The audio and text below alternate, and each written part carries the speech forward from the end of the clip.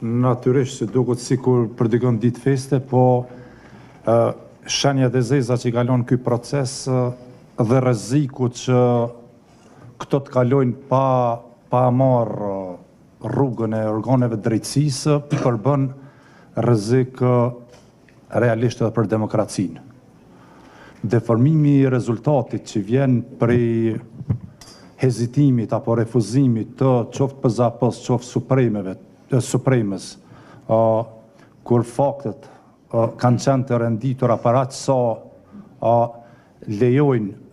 edhe aspekti edhe ligjor, po edhe procedurat administrative, përbën për mu një thirrje të hapur që këto dy institucione i kanë bërë shkelzve të ligjit në të ardhmen, që të vazhdojnë me manipulim procesit, sepse e kanë mbështetjen e tyre. Dhe vërtet nina kështu shumë i indinjum, edhe për një fakt se sot, kur ne po flasim tash këtu dhe kur mund të merret vendimi, janë ca njerëz në ekranet televizive, edhe lider partish në shto, cilët zgërdhihen me lehtësinë që ata mendojnë që ja kanë hedhur pra, që ta mbulojnë një krim i cili është i pambulueshëm. Pra, kjo le të jetë thirrje edhe për gjithë ata aktorë institucional që formalisht angazhohen gjëja për të mbrojtur procesin dhe për të adresuar shkeljet që vërtet të reflektojnë të hapin syt, sepse kështu rrezikojnë edhe vetë qenjen e themi dhe të shtetit, sepse pasojat që sjellin këto vendime nuk janë veç pasoja në individ, janë pasoja në vendimarrje, janë pasoja në shoqëri. Dhe mesazhi që përçon te qytetari është mesazh që thuhet që mundi me bë çka dëni se po t'jesh në mbrojtjen tonë dhe për çan mbrojtjen e tyre duhet pasur lidhje bizneso edhe kriminale, ashta, ja hedhni paç.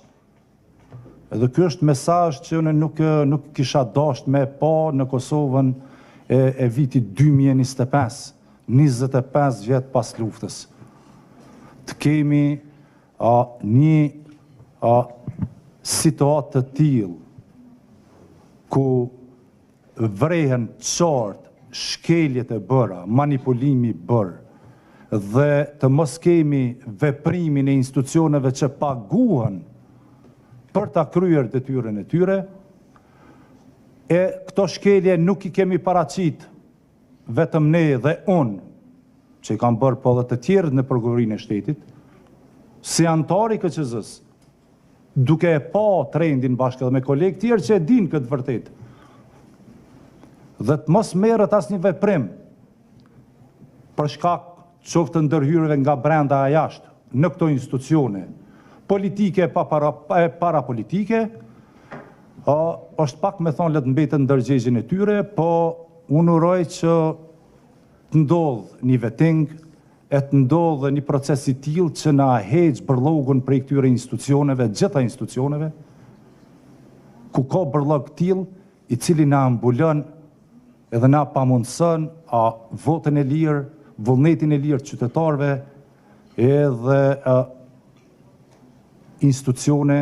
që janë edhe të përgjithshme edhe kredibile, po natyrisht që pasojat nuk do të jenë vetëm në nivelin e përfaqësimit në kuvend, do të jenë edhe në demokracinë e brendshme, edhe brenda partive politike. Shembulli është i keq që nuk e di fëmijëve në shkollë kur të shkojnë që tregojnë për PZAP-n apo Supremën, për këtë rast, çka kanë me ju tregu? Çka kanë me ju tregu? Qysh mbroni kriminal, themi pak është me thonë, që vjedhin vullnetet qytetarëve në mënyrë të organizuar dhe ato i shndrojnë në mandate. Kjo le të mbetet tashmë edhe të organet e hetuesisë, ta shohim nëse këta do ta kryejnë punën e tyre me nder dhe profesionalizëm,